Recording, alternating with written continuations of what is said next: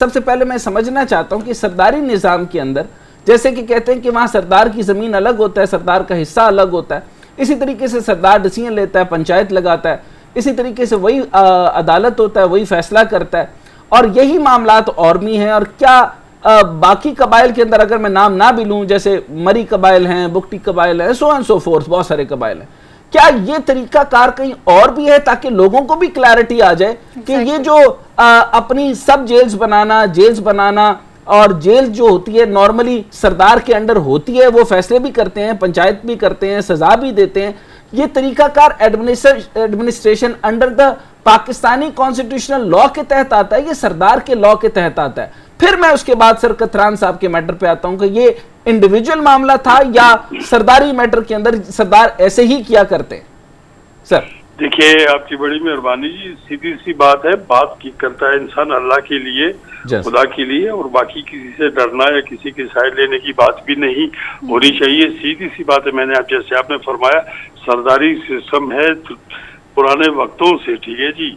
तो सरदारी सिस्टम में सरदार जो होता है कबीले का या इलाके का, जो जिनके ऊपर वो सरदारी करता है, हुकूमत करता है, वो बच्चे होते हैं उसके। सरदार जो है कौम का बाप होता है जी। अब कोई बाप अगर जालिम हो जाए तो और बात है, वरना सरदार की हैसियत बाप जैसी होती है। और सरदार की जमीन ये नहीं कि सब जुदा है, सरदार की जमीन जो उसका बाप उसके लिए छोड़ के जाता है, तो एक पग जिसको कहते हैं, पग, उसकी पग की जमीन या कोई और जो चीजें होती है वो सरदार की होती है, तो उसको मिलती है। ये नॉर्मल वे में है, ये विरासत की बात है, ठीक है ना जी। बिल्कुल ठीक है। उसके बाद फिर अब पॉलिटिक्स आ गई है। देखिए, सरदारियां जब होती थी पहले, जब कोई भी था, सॉवरन सब थे, तो लड़ के इलाका कब्जा करना या कुछ और करना, ताकत बनना और बात थी। जब ये पॉलिटिक्स आ गई, जब जमहूरियत आ गई, उसके बाद फिर जो हुआ, फेडरेशन आ गई, फेडरेशन के अंडर आ गई, कानून के अंडर आ गए। जी जी बिल्कुल। अब उस कानून की कमजोरियां देखे ना आप, जिस कानून ने क्यों नवाब अकबर खान बुगटी ने जब अपने कजन को कत्ल किया था, उनके ऊपर केस था, तो एक एएसआई और 2 सिपाही जाके डेरा बुगटी से उनको गिरफ्तार करके ले आए थे।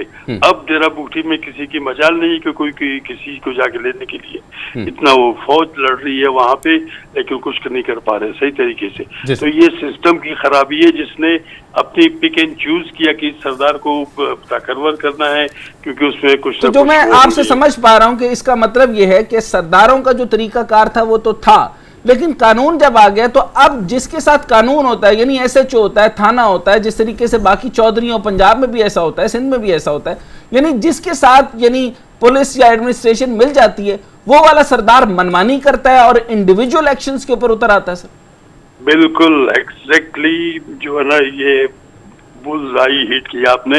मैंने आपको यही कहा, जिसके पीछे ताकत, वो ताकतवर है। उसको जैसे इम्यूनाइजेशन के लिए नहीं वो लगाते हैं जी, वैक्सीनेशन करते हैं। तो कोई सरदार पॉलिटिक्स में है, किसी पार्टी में है, सरकारी पार्टी में या किसी और पार्टी में, उसको कहते हैं कि बस करो, जो कुछ करना है करो।